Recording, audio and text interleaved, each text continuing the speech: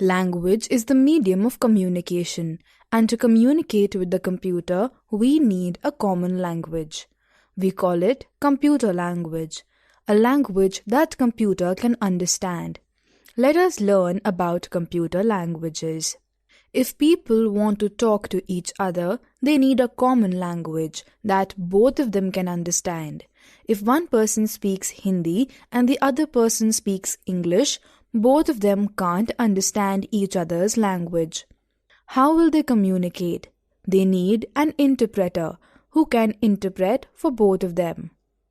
Computer is a machine, so it cannot understand our language. It understands only two states of switches, that is, on and off.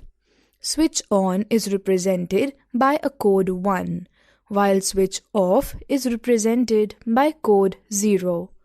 These codes are called binary codes. Let us know more about computer languages. Computer language. As you know, computer is a machine that works on electricity. Depending upon the two states of electricity, presence or absence of electrical pulse, a computer can understand only binary language, that is the language of zeros and ones. We use ASCII, American Standard Code for Information Interchange, codes, made up of binary digits to represent alphabet and decimal numbers inside the computer. Binary language is also known as machine language. In the beginning, programs were written only in machine language, since it was the only language understood by the computer. Types of computer languages. There are 3 types of computer languages: machine language, assembly language, high-level language. Machine language. The lowest and the most basic form of computer language is the machine language. This language is coded in binary language, that is made up of zeros and ones. 0 represents off state, that is no electrical pulse, and 1 represents on state, that is presence of electrical pulse. Remember, a computer can understand this only at its machine level. Every instruction has to be written in zeros and ones only. The programs written in machine language are called object programs. Assembly language.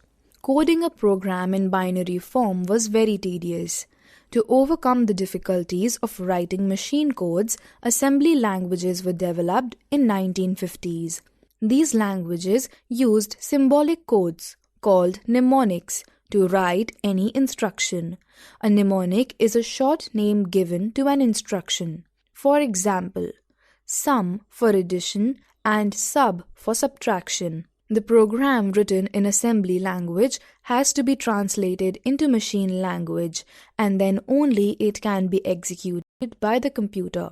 Assembler is the software program that translates assembly language into machine language. The program written in mnemonic codes is called source program. High-level language. High-level languages use English language words to give instructions to the computer. A software program called interpreter is used to translate high-level language into machine language that a computer can understand. Nowadays, normally programs are written in high-level languages. Some examples of high-level languages are Logo, Basic, C, C++, Java, Visual Basic, etc. Advantages of high-level languages. They are easier to learn than assembly language. The programs written in high-level languages can be executed in any computer, unlike symbolic language programs. They are easier to maintain. They require less time to write. They provide better documentation. Caution: never work on computer continuously for several hours.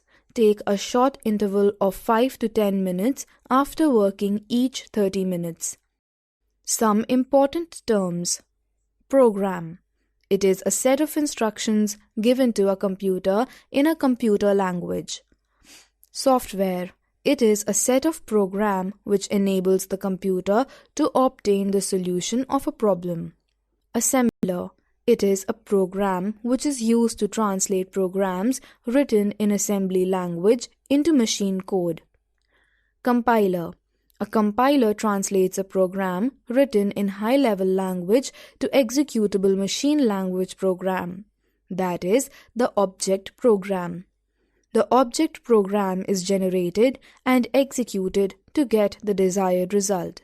Interpreter. Some high-level languages use interpreters to translate programs. Using interpreter, one instruction in the program is translated and executed. Then it takes the next instruction and translates it for execution. This way, each instruction is translated and executed one by one in turn.